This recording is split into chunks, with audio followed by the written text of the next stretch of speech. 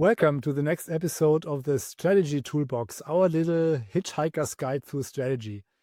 Today I have Anastasia with me, and Anastasia, it's your turn to introduce yourself. What are you doing and why are you here? Great. Thank you very much, first of all, for having me here with you.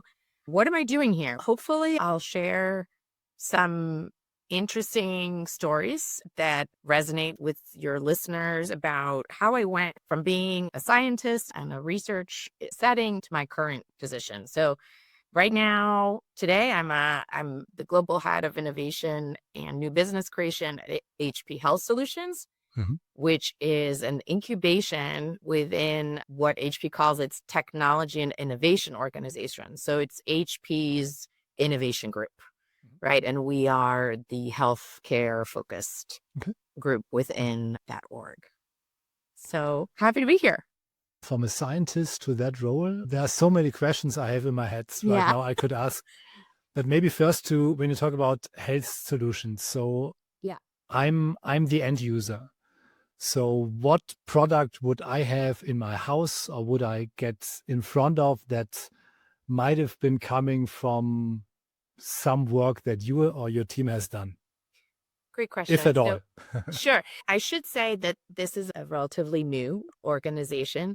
What could I expect in the future to be in front of her? Yeah, absolutely. So what many people might not know is that HP is actually one of the world's biggest microfluidics companies. So I think everybody is familiar with HP printers and HP PCs, but what we might not think about is how, the insides of that printer might have, applications in other areas.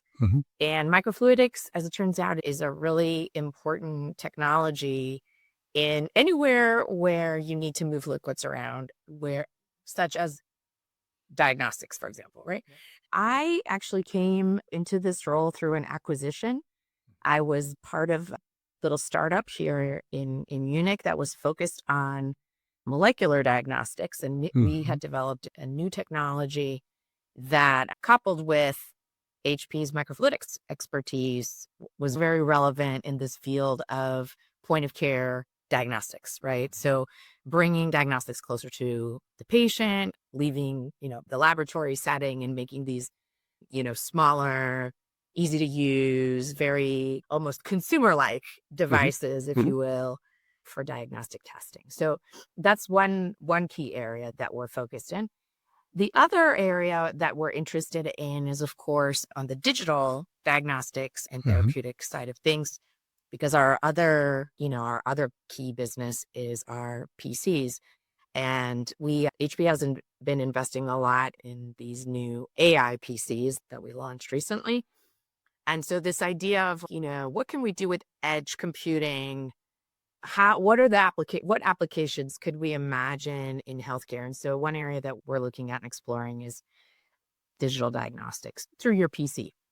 A lot of the focus is, as you know, in wearables and in your phone, right? Like there's a lot of interest there. But since, our core is around these other product types, so we're exploring in that direction.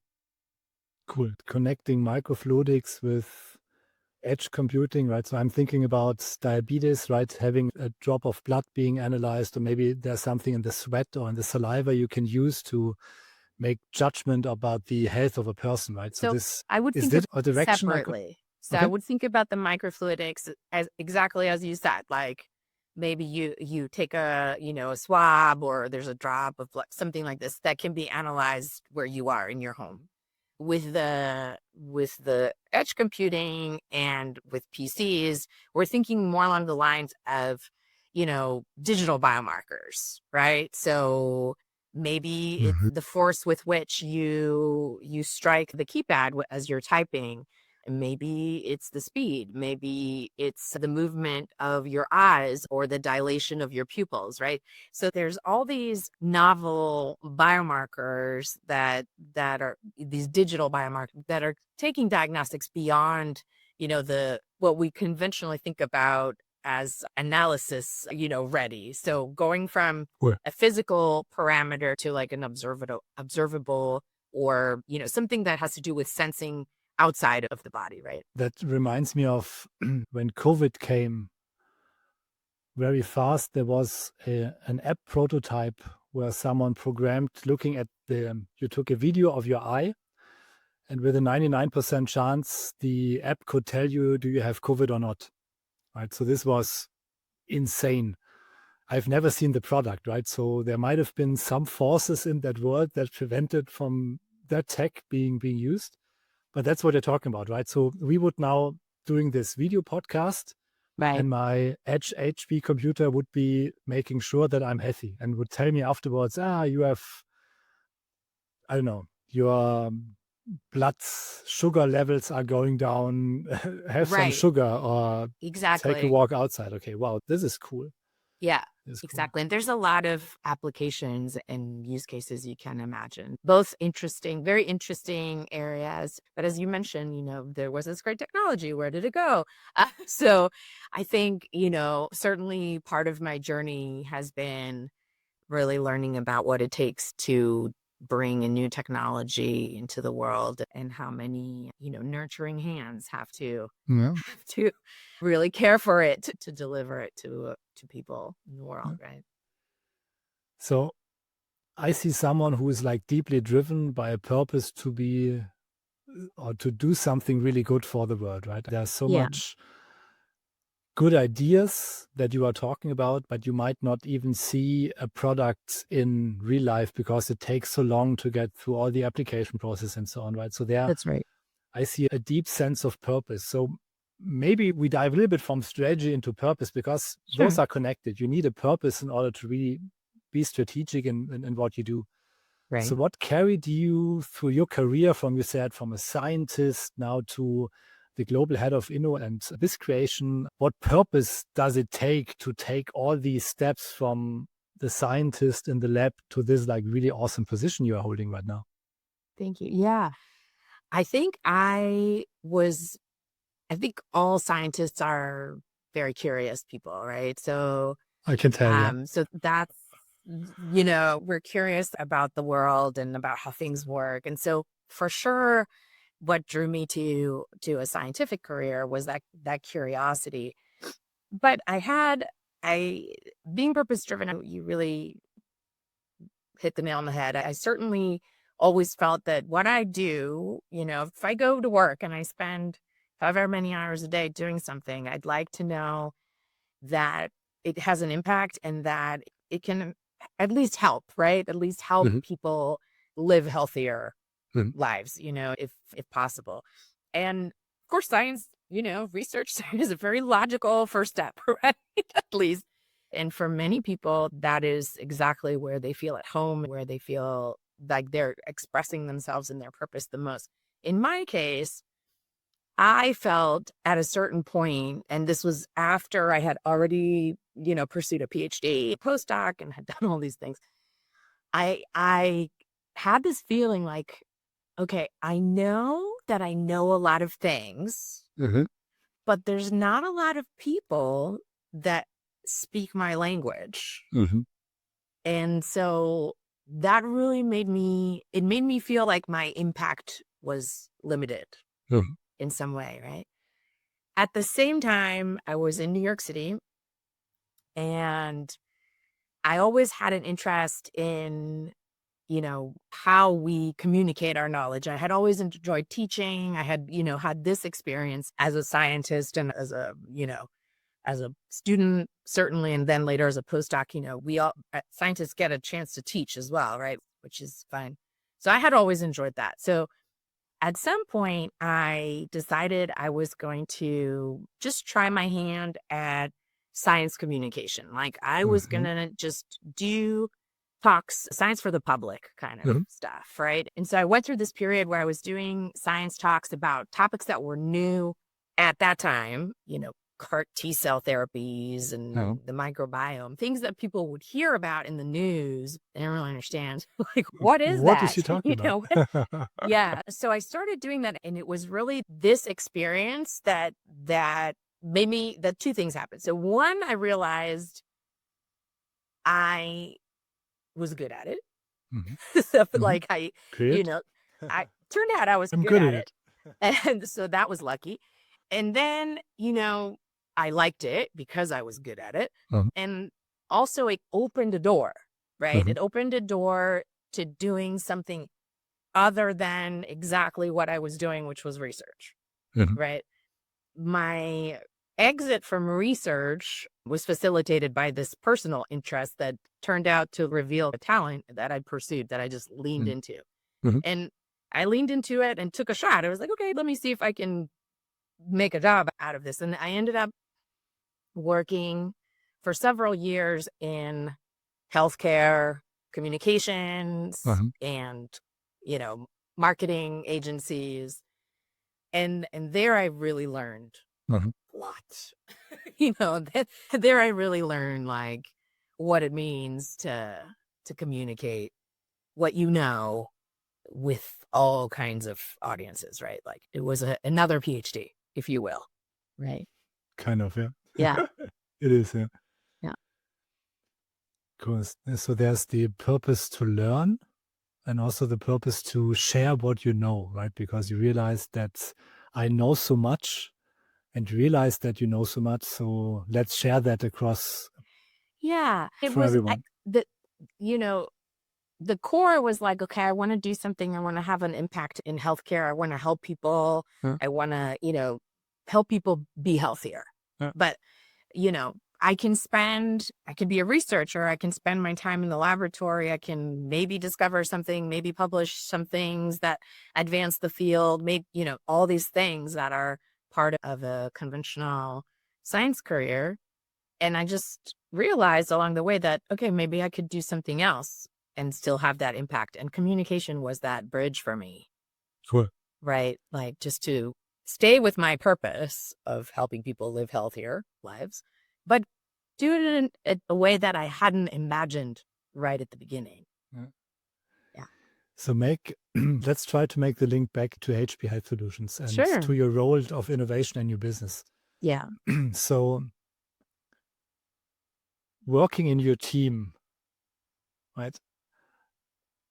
How do you infect, and I'm trying to use the language of health, how do you infect your people with that energy you show in talking about, let's make the world a healthier place? So there's a step before HP that I want to share with you. So, Sure. because I spend, like I said, there was a learning phase, right? Like you don't, because it was a whole new career and a whole new world, right? So of learning for me, that transition takes time. And so it took some time. And then I made another pivot, right? So I went from being more or less a consultant, advising these really big companies on how to be effective in their communication and their marketing, to working for a really tiny little company, a little startup here in Munich, where, everything that I had just learned in the last, 5 years or more, I could just apply, but really on an executional level myself, right? So no longer advising, what I'm talking about is, everything from raising money to establishing partnerships to the tech evaluations and eventually to the acquisition, right? And I think the big change between, let's say, the startup and the post-startup corporate world was, we went from being 50 to being part of a 55,000 person organization. Mega organization, yeah. Right. So going back to your question, how do you get a 55,000 person? It's not really like that, but like, how do you operate, within now a much bigger organization? And again, the bridge didn't change. What changed is the way that I had to adjust to using it. In the corporate world, there's a lot of talk about value, right? Like, where do you add value and what is your value and what is the value of things? And I think we as a society and as scientists especially, we overvalue intelligence, right? We're all very smart and we think that's the most valuable thing. So what is more valuable? not more. I would say what's equally valuable Fair enough. to being intelligent and having good ideas. Like, you should have good ideas, okay? If you have bad ideas, no one can help you. But if you have good ideas, what can help you is that other people understand them, Yeah. right? So this superpower to cultivate, the communication muscle, it can't be underestimated. It's not a soft skill. It's a survival skill, right? It's a super skill. Yeah. It's a super skill. Cool. Wow. Now you led us through your life a bit. Yeah. Which is cool. 20 years in 20 minutes. No, it's in the short pre-discussion we had, Anastasia said that this podcast made her reflect on what's going on. I think that's exactly what I've seen now is a deep reflection on, hey, what brought me here? What super skill brought me here? Right? And I was hearing communication is not a soft skill, it's a super skill. And it's needed to really bring this sense of purpose across so that everyone starts to follow. And as leaders, there's this saying, you're not a leader because you have the title, you're a leader because you have followers. And you need to pull those followers along by a good story and by sharing that purpose. Absolutely. And by staying curious, right? Because I think the higher up you go, like, the less important you are in a way. And what's more important is that what's more important is the team, right? Yeah. Your team, and that people believe, right, in the overall direction of where you're going, and that they want to be there. Yeah, I think that's also a big change from a small startup setting where you're really the hero of the story, right? To the mega org. To a big organization where you are, that's not the goal. The goal is to move a lot of people in one direction. That's a very different proposition, but the communication helps. Yeah. Staying curious will help even more, because you don't know everything, and you never will, right? And that's why you have a team. And then, and being there and remembering why you're there, because there's a lot of distraction also, right? For sure. Anastasia, thank you very much. Thank you. Time flew like crazy in these episodes. I'm realizing that every time that time flies like crazy. Thanks for sharing that story with us, taking us through your career, and explaining how communication and purpose made such a big impact on you, and as we see in your role, to the health of everyone around you in the future. Thanks. Thank you. Thank you so much. It's a pleasure to be with you. Thank you.